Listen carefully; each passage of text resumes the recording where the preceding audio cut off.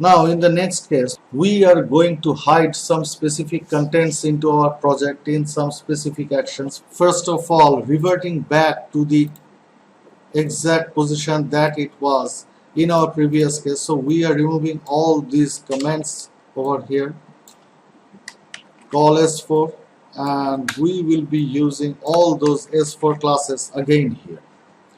Now if we get back to our project and reload, we can see that the first box is back into action. This is the second one, the red box, and this is the third one, the green box. Now what if we wish to display this third box or this third panel over here into the browser until the screen width has a larger desktop preview?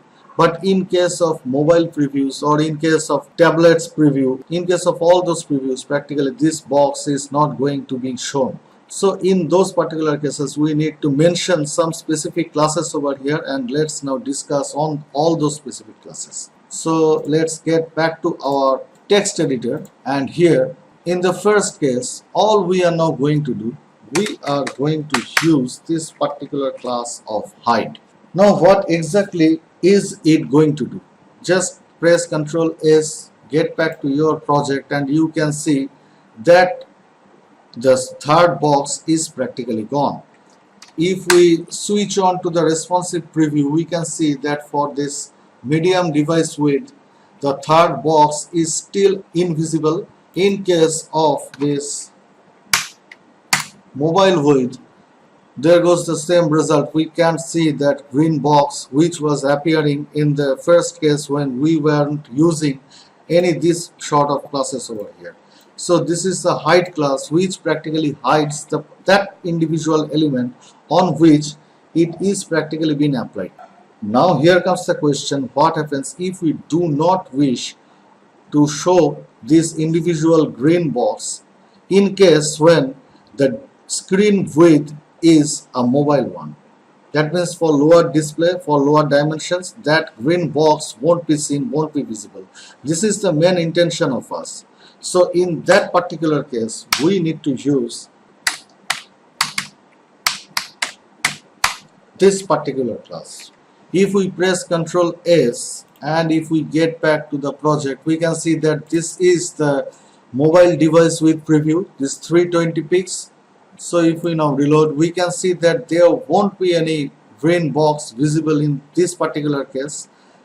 If we start to stretch it, we can see that still there is no visibility of the green box, but whenever the device width is medium, we can see that the green box is back into action again.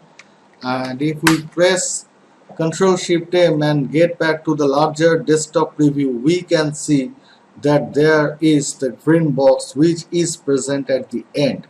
So this is the class which practically hides the particular element in case the device width is small. That means in case of a mobile responsive preview. Now what if we want to hide it in case of medium device width? So in that particular case, we need to use this particular class here. I'm sorry, it will be hide on made only, and this is the class which is going to serve in for this purpose here. Now if we press Ctrl S, get back to our project and we reload, we can see that for larger desktop preview the green box is visible, but for this medium device preview the green box is gone. But if we now squeeze or condense the device width, we can see that for lower device widths the green box is back again. That means for the lower device width and for the larger desktop preview the green box will be visible, but in case of medium device width the green box will be gone. So this is the purpose of hide on medium screens. Now if we wish to hide our green box in case of larger desktop preview, and now if we press Ctrl S, get back to our project and reload, now we can see that this is the medium device width that we are currently observing on. But if we press Ctrl Shift M we can see that in this particular case, this is a larger desktop preview, and we can see already that the green box here is gone. There is no trace of that green box in case of larger device preview, due to the fact we have used this particular class over here. If we wish to hide that particular green box in case of both the medium and below, that means if the screen width is below the medium or medium, then the green box won't be seen, but in case of larger desktop preview, the green box will obviously be seen. So in that particular case, all we are going to do,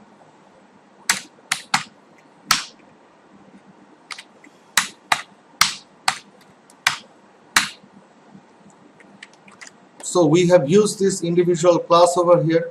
All we are now going to do, getting back to our project, reloading, and we can see that in case of larger desktop preview, the green box is back, but in case of this medium device width or this smaller device width, we can see that the green box is not seen.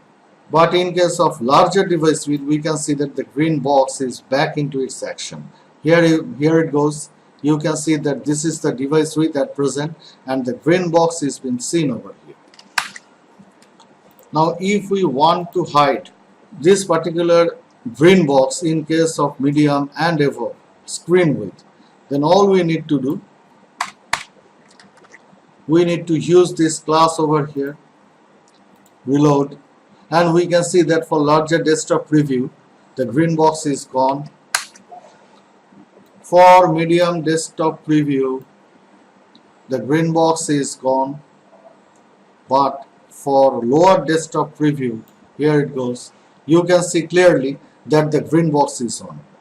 So these are all classes, those could be used in case of Materialize CSS, where it is being defined depending upon the display properties, whether it should be shown in case of some specific device width, or it is going to be hidden forever, or it is going to be the device specific. So all you have to do, you have to go through all these classes and you have to use that class or those classes into your project respectively in an order to gain knowledge into it.